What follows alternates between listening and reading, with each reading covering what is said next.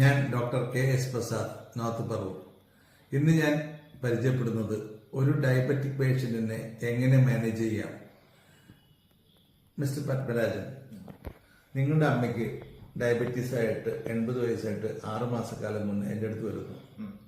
ഡയബറ്റീസിന്റെ homeopathy വിശ്വസിക്കാമോ? തീർച്ചയായിട്ടും വിശ്വസിക്കാമെന്നല്ല, ഒരു ക്യൂറാണ്.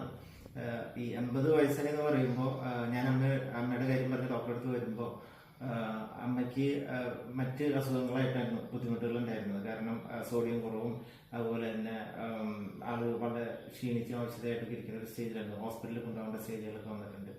അപ്പോൾ ആ ഒരു ഉദ്ദേശത്തിലാണ് ഡോക്ടറെ കാണാൻ വന്നത്.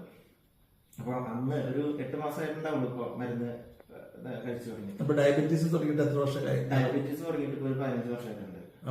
എന്ത് മരുന്നാണ് കഴിച്ചിരുന്നത്? മോഡേൺ മെഡിസിൻ ആണ് കൊടുത്തോണ്ടിരുന്നത്. എത്ര ടൈപ്പ് ഗുളികളുണ്ടായിരുന്നു? അത് ഡയബറ്റീസിനുള്ള ഗുളിക രാത്രി ഒരെണ്ണമാണ് കൊടുത്തോണ്ടിരുന്നത്. അത് 500 mg. അപ്പോ അത് ചില സമയങ്ങളിൽ കൂടുതലാവുമ്പോൾ രാത്രിയും രാവിലെയും കൊടുക്കേണ്ടി വന്നിട്ടുണ്ട്. ബിപിയിലും കുഴപ്പമുണ്ടായിരുന്നില്ല. ഡയബറ്റീസ് ആയിരുന്നു ആൾക്ക് വലിയ തോതിൽ പ്രശ്നമായിരുന്നു. അത് കാലിന് പഴുപ്പുണ്ടായിരുന്നു. അപ്പൊ അതൊക്കെ ക്യൂറാവാൻ കുറെ പാടുപെട്ടു. പിന്നെ അത് മാത്രമല്ല, എന്തെങ്കിലും ഒരു മുറിവ് വന്ന് ഉണങ്ങാൻ കുറച്ച് ബുദ്ധിമുട്ടുണ്ടായിരുന്നു ആൾക്ക്. അങ്ങനെ ഒരു കൊളാപ്സ് കണ്ടീഷനിലാണ് ഇവിടെ വരുന്നത്. ഇപ്പോഴത്തെ അവസ്ഥ എന്താണ്? ഇപ്പോ ആള് ബെറ്റർ ആണ്. പക്ഷെ എന്നാൽ പോലും അന്നത്തേക്കാൾക്ക് ഒരുപാട് ഇമ്പ്രൂവ്മെന്റ് വന്നു. ആൾക്ക് മര്യാദയ്ക്ക് സംസാരിക്കാൻ പറ്റുന്നുണ്ട്. അതുപോലെ ഏറ്റവും പ്രധാനപ്പെട്ട കാര്യം വെച്ചാൽ ഡയബറ്റീസ് ഇപ്പൊ ആൾക്കില്ല. ഇപ്പോ ധാരാളം കഴിക്കുന്നുണ്ട്. അതായത് മധുരമുള്ള മാങ്ങ, ഏത്തപ്പഴം, ഇതൊക്കെ എല്ലാ ദിവസവും കഴിക്കുന്നുണ്ട്.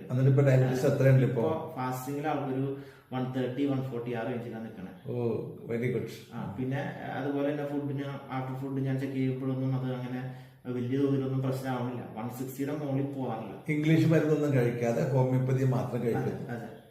അതെ, അത് എനിക്കാദ്യം വിശ്വസിക്കാൻ ബുദ്ധിമുട്ടായിരുന്നു. പക്ഷെ അത് 100% ക്യൂറബിൾ ആണെന്ന് എനിക്ക് ബോധ്യപ്പെട്ടു. Thank God. ഇതാണ് ഞാൻ പറയുന്നത്, ബ്യൂട്ടി ഓഫ് ഹോമിയോപ്പതി അല്ലെങ്കിൽ ആർട്ട് ഓഫ് ഹോമിയോപ്പതി. നിങ്ങൾക്ക് ഹോമിയോപ്പതി വിശ്വസിക്കാം. ഡോക്ടറെ വിശ്വസിച്ചാൽ ഏത് രോഗവും മാറിപ്പോവും. അതാണ് ഞങ്ങളുടെ തിയറി. Thank you.